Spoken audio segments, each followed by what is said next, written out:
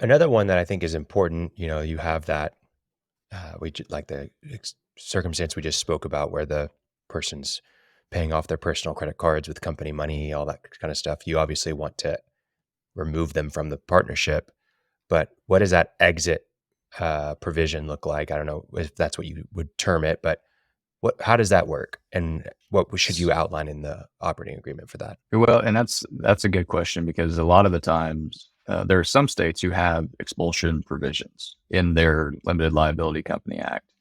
Oklahoma does not have a statute specifically saying if a member does this, you can for sure kick them out.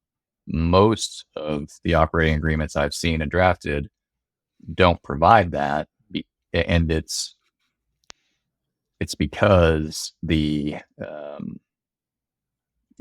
don't want to be on the wrong side of that. If Right. if you're being a good person and you don't want a majority of the members to come in and be like, well, Patrick sucks and we don't like him anymore. Like, let's expel him. And generally speaking, you got to do something wrong. So that the scenario is not very common. And so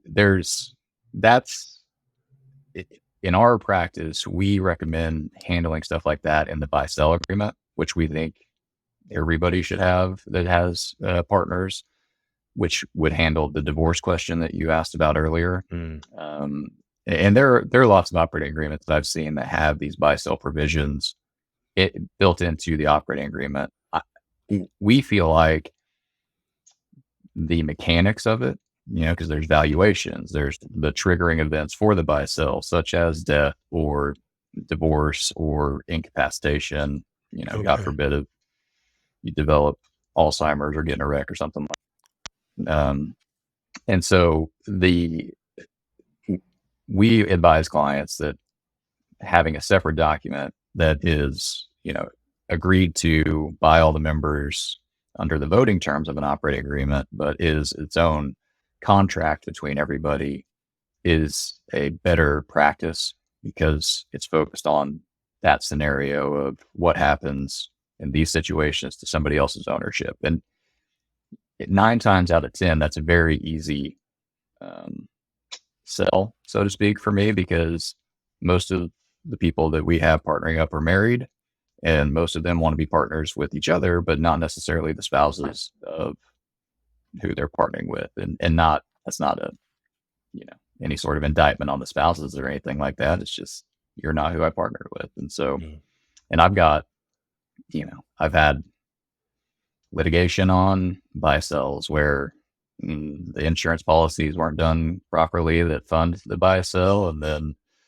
one partner dies and the other partner thought this insurance policy was going to pay the widow for the ownership in the company, and she says, yeah, I don't think this is enough, but the money's going to her and he can't stop it, and they never did the buy-sell agreement. And so then you're paying me tens of thousands of dollars to go litigate and try and get a judge to say, yeah, that money was to buy that interest, when you could have paid me less than that to draft a buy-sell agreement, and you got so much more weight, and it's set up properly, and it functions the way that. So you have the operating agreement. When's the right time to create the buy-sell agreement? Like, is it at the same time, or is it just at a different time, and what is that? Let's talk about Optimally, the it's the same buy-sell. time. Okay, so let's talk about the buy-sell agreement. How should that be structured? Obviously, there's a lot of different ways, but what's probably the most common for the scenarios that I've given you, where it's 2, 3 guys, all equal ownership?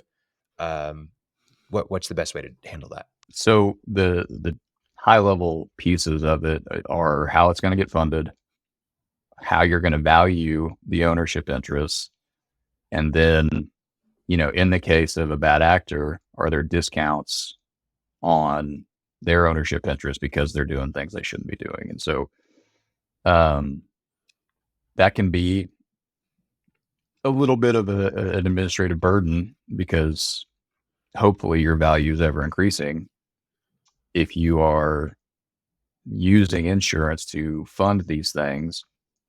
Then the policy you got on a 40% owner when the company is worth $1 million is not going to cover it when the company is worth 10. So there's definitely some maintenance on that, and the insurance companies will hold your feet to the fire a little bit, but as long as you're paying the premiums on these key man or whatever policies that you're getting, because they're specific buy sell insurance policies, then they don't come and check in on your valuations very often, especially if you've got it built into the buy sell that, hey, every 2 years we're going to come in and either unanimously agree on the value of the company, or we're going to have an independent auditor come in and value the company. And that's a provision in the case of a, death or divorce, that usually there's a third party CPA or business valuation expert who's going to say, okay, this is what the company's worth. If there's an insurance policy that covers it, great. If it doesn't cover it, company can basically make the but in the case of a death, make the widow sign a promissory note, and the company will pay monthly or annually or quarterly the buyout, but she's going to transfer that ownership immediately. And that's the deal. And the goal of any buy sell is to get keep the company operational without any interference from somebody who's not really invested in the business. Yeah. I've seen in the partnership, in at least the two member businesses, I've seen a provision where for the buy sell, it's like I've heard it called a candy bar provision, where essentially, like, if you and I were splitting a candy bar, I would be the one to split it, but then you get to choose which side you want. And so I should probably make it a fairly equal, right? But essentially, where it's like, hey, you say, hey, I want to try to buy you out. Okay, well, make me an offer. And if you make that offer, I can also buy it at that amount, and you don't have any ownership anymore. What would you call that? And How does that set up? So there's transfer restrictions, that situation is kind of a little bit different. And forced buyout provisions and stuff like that, those are more complex, and really they're not common, candidly, and unless you get into more sophisticated investors being brought in and that sort of thing. But generally speaking, the operating agreements that we have don't have forced buyout provisions. But right of first refusal is very common. And that's, there's always a transfer section in any operating agreement that says this type of transfer is okay.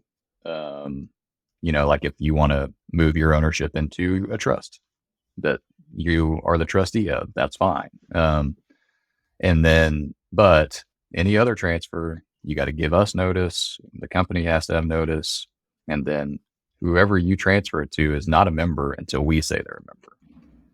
But built into that almost always is a right of first refusal for the other members or the company itself. And so there's mechanisms and deadlines and all sorts of stuff built into these operating agreements where you got to give us notice within so many days of receiving an offer from somebody. We've got so many days to decide if we want to buy it at that price. And if we don't, then you can sell it, but you have to close that transaction within so many days so that the company's not in limbo waiting on whether are you an owner or aren't you. So the right of first refusal type provisions and are found in those transfer sections and are very common and are important to keep the owners of the company who aren't selling protected from being partners with somebody they don't want to be partners with.